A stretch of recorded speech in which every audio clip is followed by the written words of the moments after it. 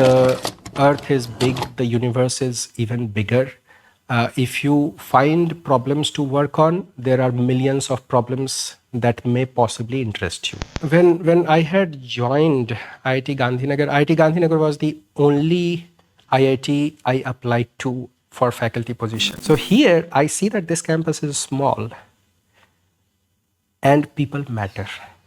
For your role as associate dean, it involves like approving and guiding student-led activities. So, like, what's the most out-of-box proposal you have ever received, and did it make you laugh or think that I wish I'd thought of this as?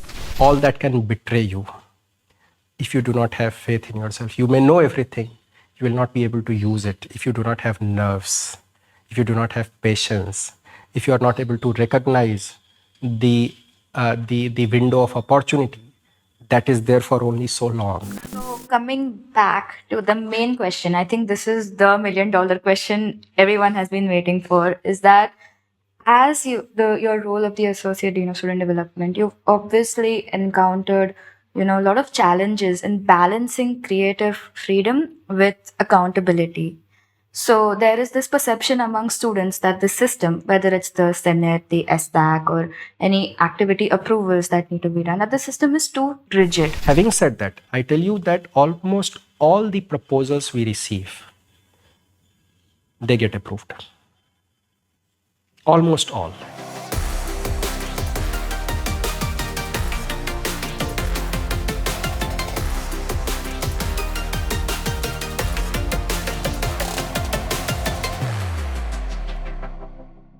Welcome to another exciting episode of TEDxConversations Season 2, brought to you by TEDx IIT Gandhinagar, MAPRC, and Vinteo.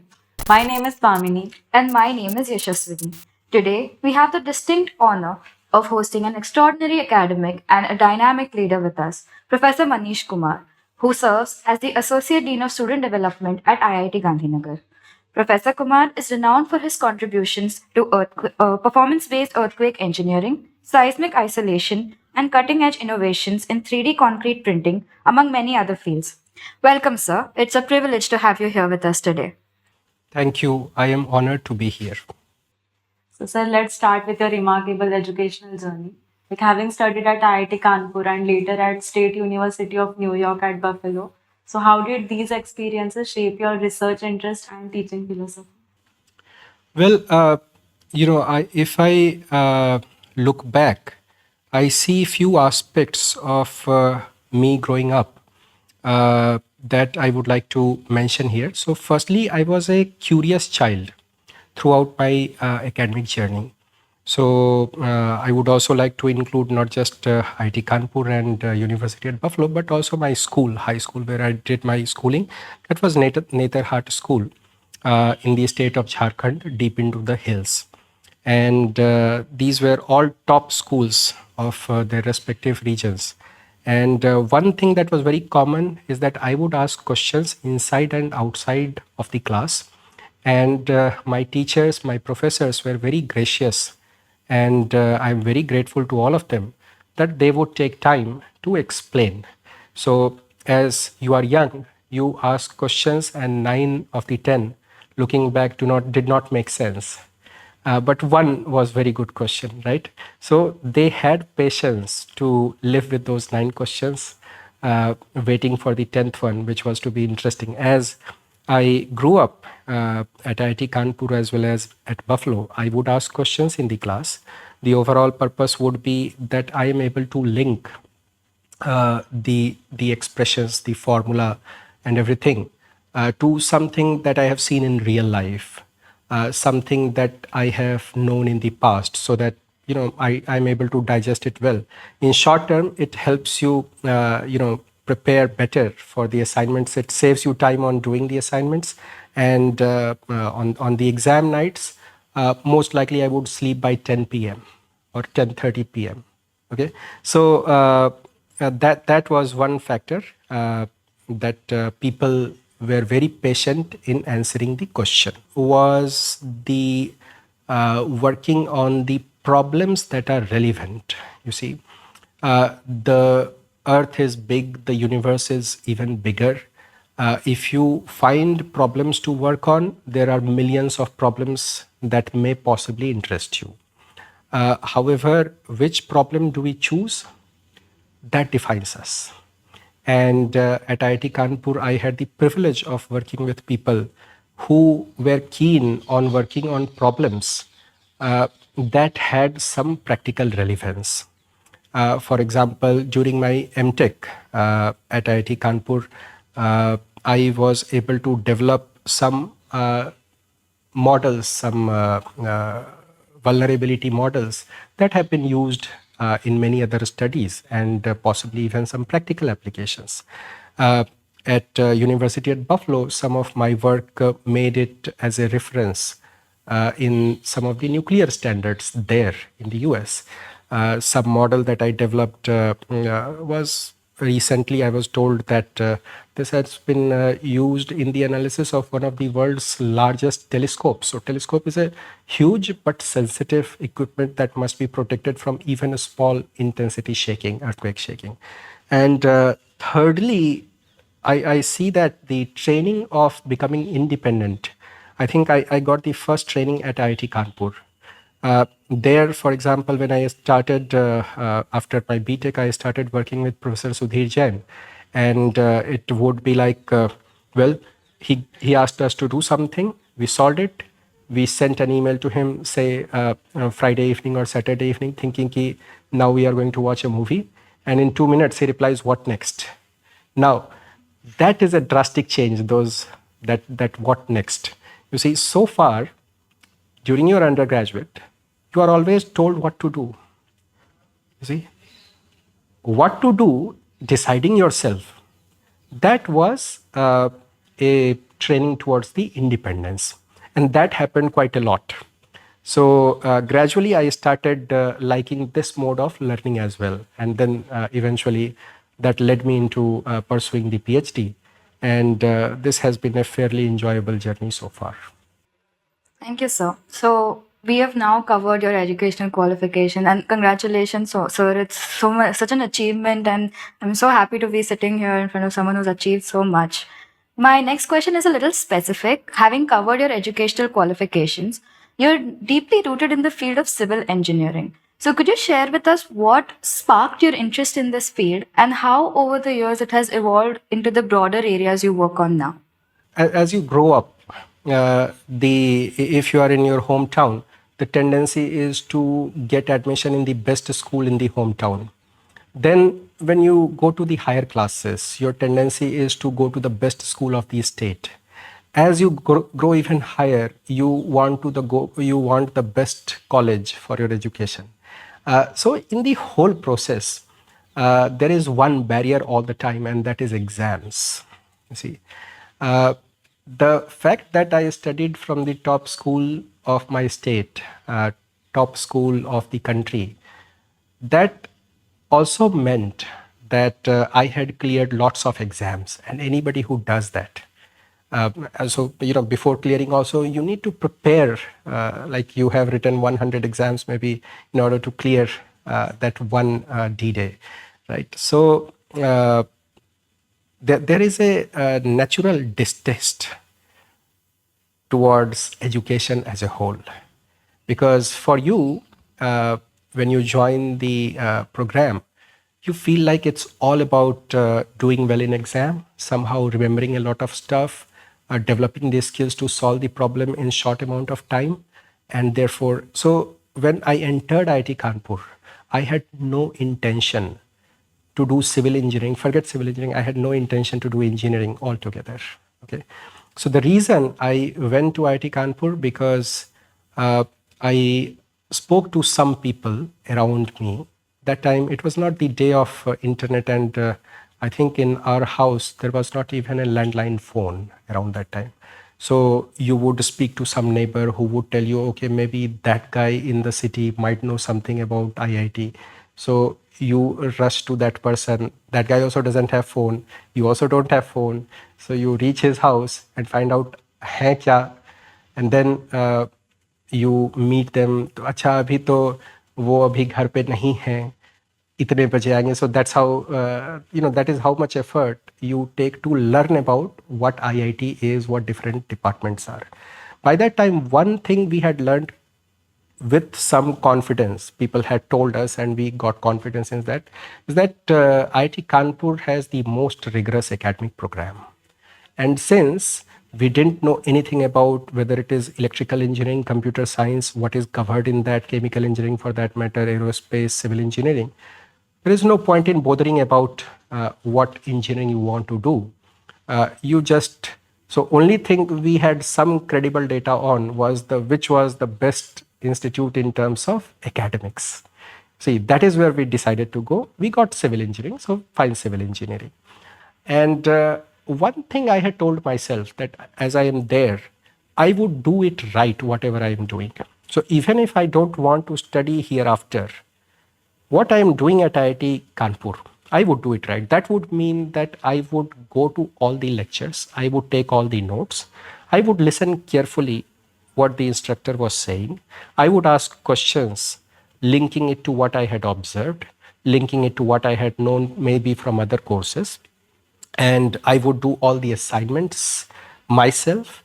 Uh, I would take lead in the projects myself, and that's a very slow, gradual work that took me to the path of civil engineering.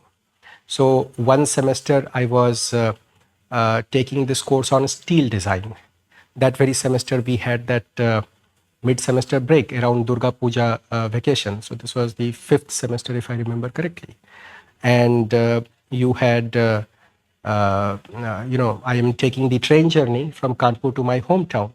And suddenly things became very different for me. I'm crossing a bridge and I'm seeing, oh my God, I can design all these members, these trusses, these laces, the rivets, the bolts, nuts, the welds, the plate girder, the stiffener. That was a very empowering feeling that I had just done that in the assignment. Another aspect was the earthquake engineering itself. So from my home state, that is Bihar, it's close to Himalaya. So once in a while you get the shocks. And in the childhood also I had, I had not experienced literally, but the next morning people were talking about earthquake and the damage and so on. So till IIT Kanpur, I used to think that earthquake is a natural calamity. First time I saw that there is a course on introduction to earthquake engineering. And that dazzled me, oh my God, that you can actually design the buildings against the earthquake. In some of these powerful realizations, but overall interest for me is not like love at first sight and living happily ever after. It doesn't work that way. It's like a daily small actions that help you develop, at least for me, develop the interest and sustain it. Okay. So, would it be right for me to say that you were sort of going with the flow at that time and taking it one day at a time, so to say? Taking it one day at a time and do the best you can in the given circumstances. Yeah, I think this was my attitude. The journey is truly very inspiring, sir, and we would like to know more about you. Like, your student days at IIT Kanpur must have been filled with very interesting experiences. So, like, did you ever pull off any engineering feats outside the classroom, like creating a clever shortcut for an assignment or something like that? So I was a conformist child. Conformist means I would be within the rules all the time. Uh, Assignments I was doing out of necessity. So think of a person, I was speaking to some of you earlier today. I asked whether you had the breakfast, and you said yes. So I asked you that, did you have it, do you have it even on a weekend? Some of you said that no, it was because of this interview that was scheduled. We had to wake up early, so we also had the breakfast. Contrast that with a person who has a realization that if that person doesn't eat the breakfast in time, lunch in time, and dinner in time, sooner or later, maybe sooner, the health is going to start the alarm bells for that person. So that's an inner realization. So my natural training was to sleep early, waking up early. That was there in the school, and that had been natural for me. So similar realization I had for the assignments, that if I don't do the assignments myself completely, uh, I will not like the outcome from what I get in the exams. So pulling off tricks, once in a while I might have taken help, but in those days you didn't have the chat GPT, online resources, Chegg, or I don't know, even Google was giving you very limited information. So you were mostly dependent on yourself and your colleagues. So what I felt is that if I'm able to do the assignments myself, exams were normally one level higher at IIT Kanpur. So if you are able to do the assignments yourself, the chances of you doing well in exam, that goes up. See, you have that realization, you will not get into that. See? Because ultimately it's about your valuation, how you are adding value to yourself. However, we would play pranks also in the classroom. For example, we know that, okay, next lecture is not going to be very interesting. So we would sit back, and those days were the days of the chalk and the blackboard. So we would collect chalk, and then there is projectile going on back and forth. So at least something interesting is going on. So some pranks, yes, we were part of, but largely nothing that would catch the attention of the institute. Oh my God. As someone who uses ChatGPT for her assignments, I'm feeling a little embarrassed to be in front of you, sir, as someone who follows the rules and sleeps on time. In an IIT, that sounds very, very different and unique. How? So it's about you liking something. So once you feel that this is good for you, then you don't bother about what is the mainstream doing. So my friends also, they were staying up at until morning 8 o'clock. Some of them would play maybe one round of Counter Strike just before the exam, you see, and then come back and sleep. You see, all that would happen. But that was their personality. It was suiting them. But that was not suiting me. I would do what is suiting me. I am friends with them. I also go out with them, watch movie, go have dinner, go to different events and so on. But when it comes to sleeping, that is something I didn't like to compromise. So, Course, so that makes sense. So, talking about people being unique, having different personalities, and we're coming to IIT Gandhinagar from IIT Kanpur. So, we know that IIT Gandhinagar fosters an atmosphere of innovation and creativity. So, how do you encourage your students to think creatively and take risks when they're doing their projects? so I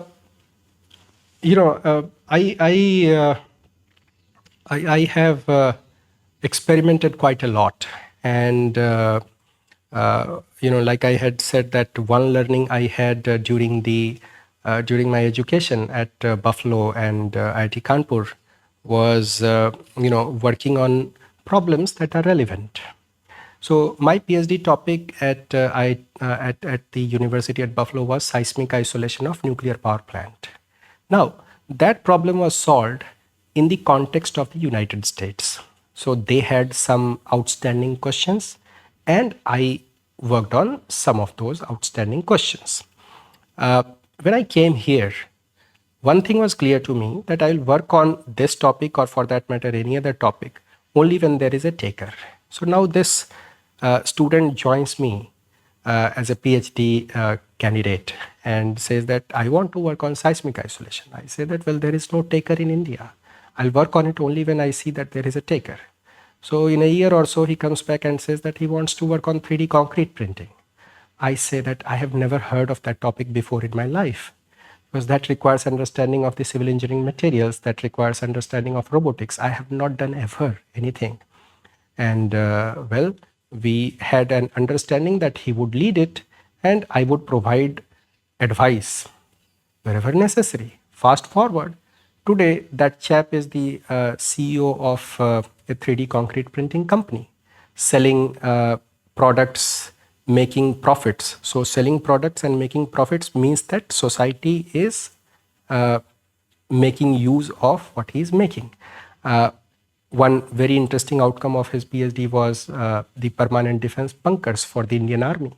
And this guy has been supplying them on the commercial basis. These are deployed on the Indo-Chinese border in like hundreds. So what did I do in here to foster this innovation? I just gave space to the energy I observed. Okay, and I stood wherever it was necessary. Some things I might have known, I might have told, maybe it might have benefited. But largely, the best outcomes come when the source of energy is the student rather than me.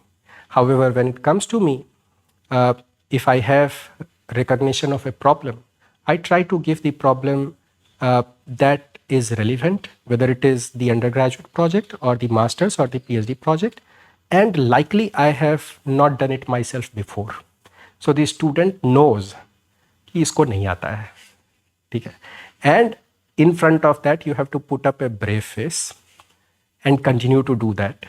So sometimes they come crying and say कि साहब हमारा जो है आप you change the project topic. I said no, the project will remain same. You have to work on it. And at the end of it, they themselves are surprised that wow, this outcome is not something we had anticipated. And sometimes they had done a fantastic work. So, sir, would it be right for me to assume that as you've evolved through your journey from your bachelor's to where you are now, you have sort of like decided to become more of a risk taker and sort of do projects that you believe in but you're not too sure about? Would that be how I could describe you now? So that is not just me. Any faculty member, whenever you are doing research, you are basically delving into something that you have not done before.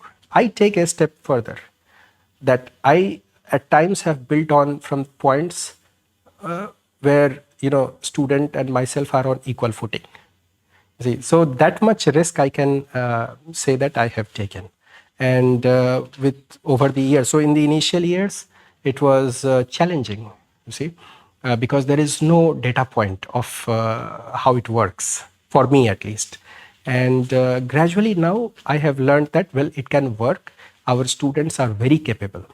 Anybody who has cleared JEE or GATE with reasonable success, they have that much intellect that they can pull off a relevant problem. And there is enough information available, enough technical tools available in the country and in the world, and there are so many more problems to be solved using the available tools itself. Okay, so and our kids are very capable, is what I have felt. Although I don't tell them that at the beginning. When they are working, I tell them, oh, you don't even know this, or give them a little hard time. But at the end, when it is done, they all feel good that this was achieved. It's truly very fascinating, sir, and it is our privilege to be under your guidance. So, moving forward to the next section, I would like to ask you that as earthquake engineering, it often requires collaboration across like many disciplines. So, from your experiences, how do you foster such interdisciplinary approaches in your research or projects, and why do you think that they are so essential? So, not just earthquake engineering, 3D concrete printing, also, or for that matter, infrastructure resilience and the other topics I have worked on. I have prioritized relevance and the problem before my existing knowledge. You see, one approach could have been that what I know, I build from exactly there. So that way, the problem catchment area, that comes down. There's only a limited number of problems I can try to attempt, particularly if I'm seeking relevance. If I prioritize relevance of a problem and I see, okay, thoda sa mujhe yahan aata hai, if I collaborate also with this person and with this person and with this person, this problem can potentially be solved. So I go to them, I request them, would you like to join? And normally when people see that there is sincere effort, there is a possibility of something tangible coming out, they try to support you. Whether it is academicians, whether it is industry, they try to support. We have been working in collaboration with IIT Kanpur and a local industry called Harsha Engineers International Limited. So they are helping us develop a seismic isolation device in India. That device didn't exist. We generally import from outside the country. That costs us big time. And there have been some fairly encouraging results. That also is mid level TRL. Time will tell whether it is stuck in the valley of death. So in TRL 4 to 7, they say that this is the valley of death. This is where all the technological development they stop. And commercialization is the one that is like 8 9 level. So we'll see, time will tell. But it is the necessity. It's like you are in a jungle, you want food, so you run, you find a stone, you break the roots, and you eat whatever you get, you see. So here that, okay, this is the problem to be solved, and these are the people you must work with. There is no other option, right? So you chase people, and sometimes it takes time, sometimes it takes patience. So not every stakeholder will respond equally at all point of time. So you have to be along, like Leo Tolstoy would like to say that the biggest warriors are these two. One is time, second is patience. You see, so this is very essential in doing interdisciplinary work. So now we are moving from the lab to the IIT Gandhinagar as a whole. So you've seen the campus evolve over the years. What is one thing, whether it's any feature, any initiative or tradition, that makes you look at IIT Gandhinagar and go like, wow, that's so unique? What would be one thing that you would say has struck out to you? So when I had joined IIT Gandhinagar, IIT Gandhinagar was the only IIT I applied to for faculty position. Okay. I was a BTech student from IIT Kanpur, MTech from IIT Kanpur. I didn't apply to IIT Kanpur, even though IIT Gandhinagar was barely 7 years ago. One thing that had fascinated me at the time of my interview was I am making the presentation, whether it is teaching session, research session, I am bombarded by the questions from the students. Okay, that you do not see in most places, that a faculty candidate comes and students are bombarding that person with the questions. I liked it. Okay, although that I see lately that has come down quite a bit, but in that times the student energy was very positive, and when I joined it was positive, and maybe the COVID possibly had some impact, but I see that there are green shoots that will that are coming. Another thing that I see here is, what an economist, E.F. Schumacher, he had written a book, Small is Beautiful. And in the bottom, there is a tagline that says that an analysis of economics as if people mattered. You see. So here, I see that this campus is small and people matter. Okay? Students matter.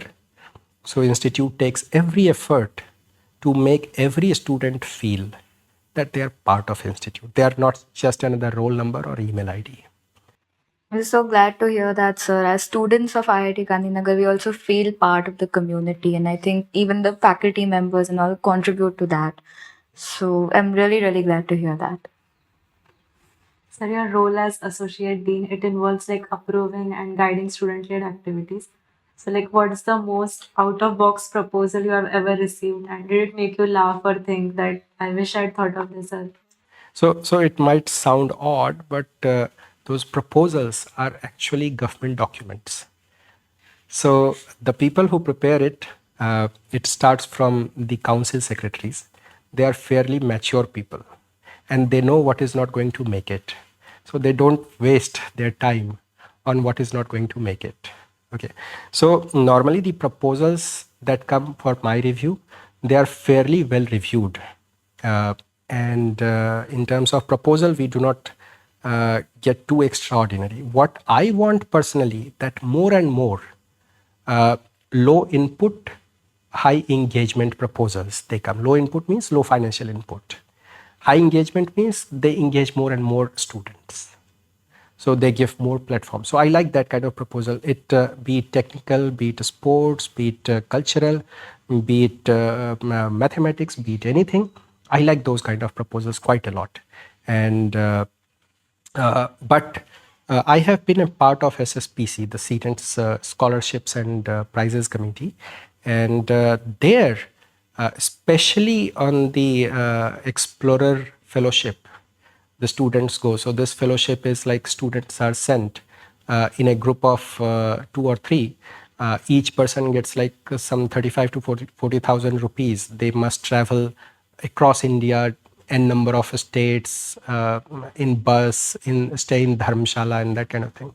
Some of those trips were so, we would review those proposals, and some of those trips were so good that I felt that why I am not taking that journey, and why only that those students are being given that opportunity to take that journey.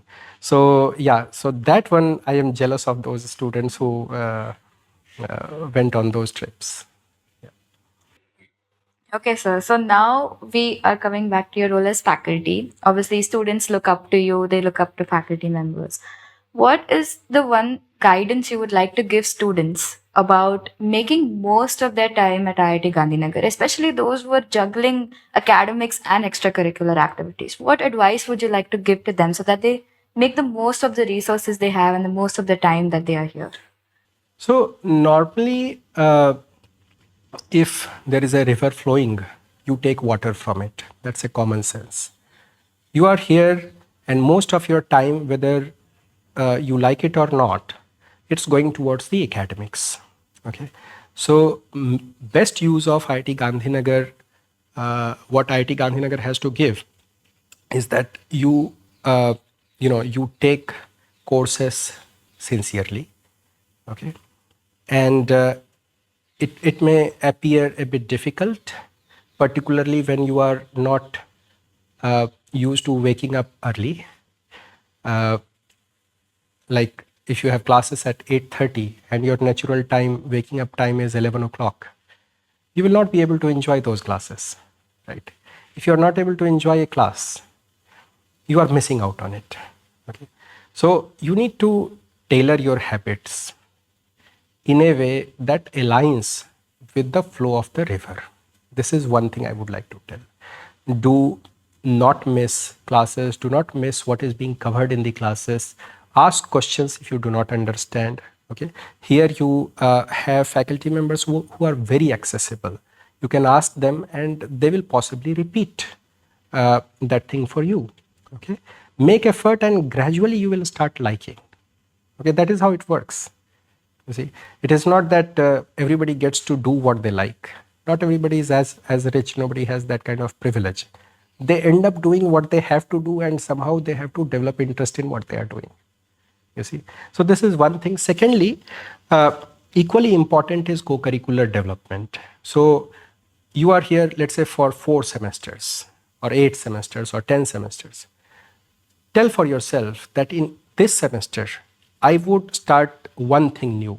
For example, in this semester, I decide that I'll attend one open talk every month. So that is like 3 talks in 3 months. Not a big deal. Just attend that one. Next semester, if you like that, you continue with that. Okay. Next semester, you try something new. You say that maybe I'll learn how to play piano. Try that. If it works, great. If it doesn't, in the 3rd semester, you try something else. Maybe I'll read novel this semester that I have never read before. 4th semester, maybe I'll start reading newspaper twice a week. 5th semester, I'll start playing maybe badminton or table tennis. 6th semester, I'll also learn swimming. So by the 6th semester, you have learned 6 new things. See, and these are of your interest. You have prioritized. So in your life, everyday things happen that do not concern you but take away your attention. The biggest thing is that phone. You see, that takes a lot of time. And in that time, you could have done so many things that would enrich you in so many ways. So one is the academics, and second is both of it will require a little bit of discipline. Second is pursuing one new thing every semester. Pursuing one new thing every semester. I Pursuing- think that is building on the previous one, not letting go of the previous one. Of course. Because One- ultimately you decided that you wanted to pursue that one. I mean, I have always wanted to do the piano. Maybe I could try that this semester and see if it works out. You might see me performing in Jaiswal next time. Maybe you can try with, these guys are trying Winter Carnation. So they have been pushing for some, external performers. I said that why don't you ask your people to perform here? You see, that will give opportunity, even if they are not able to do well. Well, that's an internal matter. Definitely. I will be playing the piano though. Let's see. All the best. Thank you, sir. I have tried piano in Buffalo as well as here. Beyond like happy birthday to you, I don't think I have been able to go too far. I have done Twinkle Twinkle Little Star, so I will consider that an achievement. All right. Okay, so moving forward, I would like to ask that you have worked extensively in earthquake resistant and so from beyond academics, what life lessons do you think that your field has taught you, and how can these lessons resonate with the student? So, I mentioned two things earlier. One was this product for the army, and one is this seismic isolation device. Both are at some levels of TRL, and overall long-term success, time will tell. But in order to make it happen, there are always moments where you need to have faith in yourself much more than anything else. Your technical knowledge, all that can betray you if you do not have faith in yourself. You may know everything, you will not be able to use it if you do not have nerves, if you do not have patience, if you are not able to recognize the window of opportunity that is there for only so long. Okay, let's say you are raising a child and child is crying constantly, like for 2 hours, and they are capable of doing it, and you have to be kind, you have to be patient, and so on. They can throw tantrums, for example. You have to have patience. So these are the life skills which you generally learn in family. I would actually put it other way around. You generally learn in your family, which is useful in your professional life, and maybe it serves both ways. I mean, you'd never know which is the flow at what point of time. So, coming back to the main question, I think this is the $1,000,000 question everyone has been waiting for, is that as your role of the associate dean of student development, you've obviously encountered a lot of challenges in balancing creative freedom with accountability. So there is this perception among students that the system, whether it's the Senate, the SDAC, or any activity approvals that need to be done, that the system is too rigid. So how do you respond to this perception, and where do you think the balance should lie between creative freedom and ensuring that the institutional integrity is not compromised? So, you mentioned the student senate, right? Let us talk about that, because that body is completely made of students only. We have minor oversight at the very end. Now, the way it works is that you have some student leaders elected through different means who constitute senate. They discuss one or the other issue, and they propose solution with some recommendation and so on. Now, question is, what if those recommendations are in violation of some of the existing policy and norms of the institute? Okay, wording needs to be careful. What if the conclusion of the Senate meeting in more directly or somewhat in a subtle way, it perpetuates a bias against one group of students? Therefore, some oversight is needed. That is where we do the oversight. And generally, we are able to convince students when we ask them to change some of the aspects.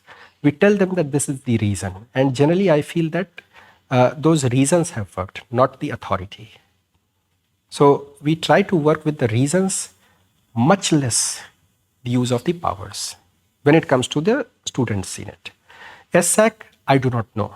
That is something that I have not been part of.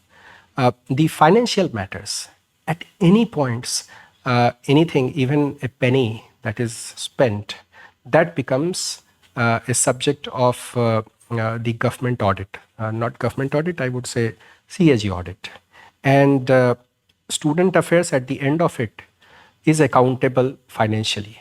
Okay, and a single item that raises attention, this means that in future we'll have to have more we'll have to face more difficulty doing that thing we have been doing. Therefore, it is better to be careful in the beginning rather than make up for it in future. That takes like multiple times more effort to fix it.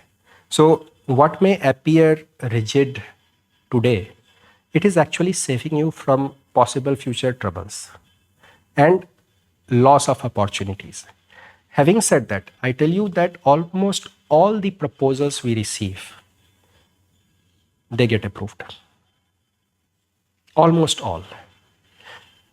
In terms of the number of proposal, in terms of the financial expenses, these numbers suggest that we have been growing over the years consistently, despite the quote-unquote rigidity we are talking about. And we are totally supportive of anything creative that comes up. We, in fact, want that there are more and more events reaching out to more and more students. Okay. And in terms of flexibility, yes, there is rigidity, but we recognize that students are not used to that rigidity. They need a bit more flexible. So we have created at least one vehicle for that, that is called hostel activities team, where the process of approval, so some of the items are pre-approved, for example. Some of the processes are just email based rather than the usual council proposal. You see, reimbursements are faster. We try to see that at least the head reimbursements are faster. So that way, more and the more students, they feel comfortable in leading small events. See, one of the purpose we work at the students affairs, we have this idea that the last student who is most reluctant in coming to any event, they also at least participate frequently in the event. And for that, we feel that this hostel activities team is a very good vehicle, because the events happen right in their quad, right next door. So even from their room, they can see what is going on. And maybe after they see like 4 or 5 events, they feel maybe, well, I can also go and propose and organize something like that. And this is what is the transition from them being a very, to themselves, to coming forward and leading things. You see, so leadership has been an element that we want to nurture among the students. So I just had a follow-up question to that. Since we're on this topic, what do you think, how important do you think is addressing the students directly? For example, we've seen, I myself have attended one of those open group discussions at the new PC where the various deans assemble and you sort of take questions from the students and you try to answer them to the best of your abilities. How important do you think events like these are, where the faculty members and the deans sit with the students, the general public, to understand their grievances? And do you think that has actually been beneficial? So I have been part of 2 such sessions. In the first session, I think it ran for maybe 1.5 hours or thereabouts, or maybe 2 hours. And the number of students at the end was maybe 10, 20 or so. Maximum number was around maybe 50, 70, I don't remember. The second one we conducted last semester. It ran for around 3 hours, if I remember correctly. And the highest number might very well have been maybe 150 or thereabouts. That tells you whether the students found it useful. Okay. So one takeaway that I would have from this one is that some of the points the students had raised during the first open house that I was part of, I actually made a summary and shared it with relevant stakeholders, including the Dean SA. And at least some of those problems were addressed in reasonable amount of time. Some of them are more perpetual and, sort of you have to live with it. Some of them can be solved, and they were solved. Then this time also we had that. We tried to resolve some of it. So for example, there was one question that where do we do the group study? Now it seems library has some spaces for that, for group study, right? Then I also had a word with some people that can we have sort of lighting in the lawn areas between let's say academic block 5 and academic block 11. There is a very nice lawn. So can there be lighting? So at least some discussions were initiated based on that. Whether it happens, how it happens, time will tell. But for us, it is important to know if there are tiny solvable problems in the student body, and we try to solve that. That's really very informative, sir. On the next note, I would like to ask that how do you compare the culture and fundamentals of IIT Gandhinagar, which is relatively a new IIT, as compared to your experiences in IIT Kanpur? And like, where do you think that there is a room for improvement? Okay. So one thing that I felt here was peculiar was the energy of the students, particularly when I had joined in the initial year. So I'm not a hands-on person. During my MTech or my PhD, might have been some odd course projects here and there where I did the hands-on, but my core research training was not experimental. And I wanted to have an earthquake shaking table for me. And I told the second year civil engineering undergraduate students that I want a shaking table. In 3 months, they gave it to me. Okay. I showed it to Professor Jain and he was like, wow, this is very good. I showed it to some faculty members from IIT Kanpur and asked them, can your second year civil engineering undergraduate student do this? And they were like, well, I'm not sure. Okay, so on this front, on the front of energy, on the front of ownership of the problem, I think our students were, and I believe even now, uh, you know, they are pretty good. So that part is there, which I did not see much at IIT Kanpur. See, they would do only what is necessary to score well in exam. Having said that, our kids need to work a bit on doing the challenging problems, particularly in the exams. So often I see that if there is a difficult problem, most of the class will leave the exam hall even though there is like half an hour time. You don't even want to attempt. You see, so that approach, I believe that our students need to work on. This will require a bit of firepower. This will require a bit of competitiveness. So that aspect is important for our students.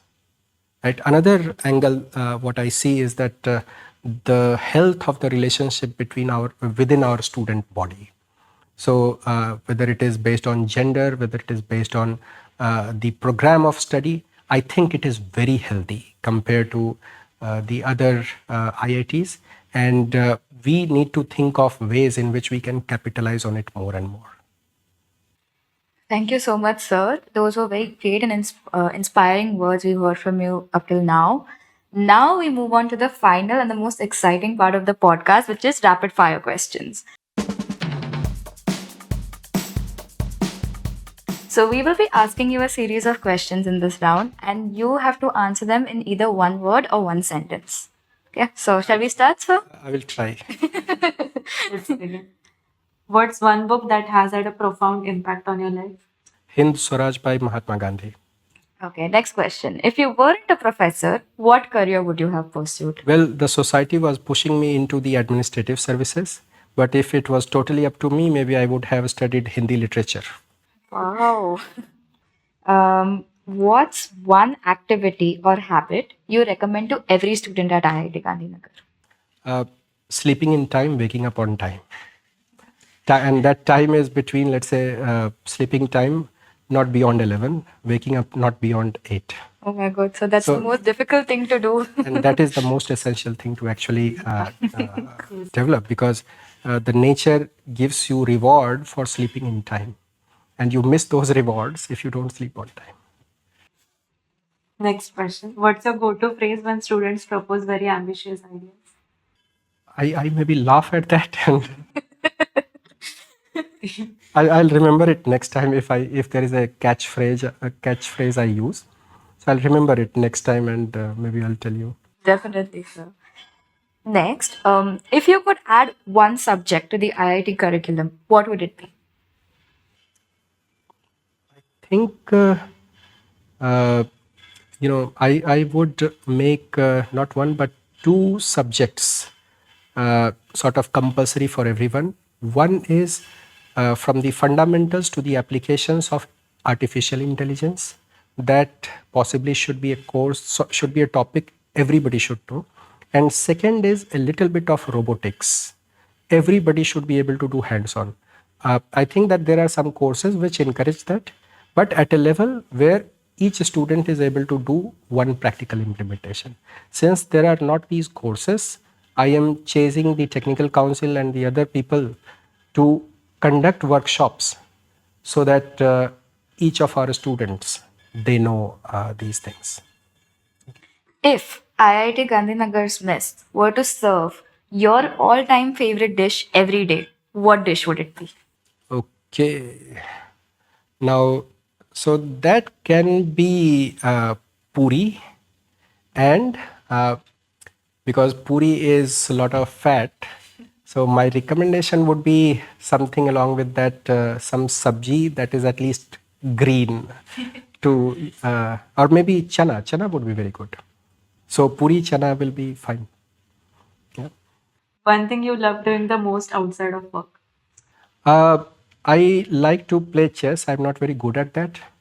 I also like to read books. And yeah, so currently, for example, I'm reading that book by Tolstoy, Anna Karenina. But for me, such books take time. Uh, and of course, I like to play and chat with kids. Right? Finally, sir, we come to the last question. If you had to sum up your experience at IIT Gandhinagar in one word, what would it be? That's a difficult question. But I would say it has been beyond what I had imagined 10 years ago. The journey that I have had, this was beyond imagination. So all stakeholders, they are responsible for it. And I hope that next 10 years will be equally unimaginable from now. Okay, so yeah, I think it was not one word, but maybe. So thank you, Professor, for sharing your insights and experiences with us. It was an enlightening conversation, and we hope, and I'm sure that our audience has gained a lot from it. So yeah, that wraps up today's episode. This episode of TEDx Conversation Season 2 was brought to you by MAPRC and Vinteo, and I thank them for their support and also to our listeners for joining us today. We hope you found this conversation as inspiring as we did. Until next time, stay curious and keep learning. Thank you. Thank you.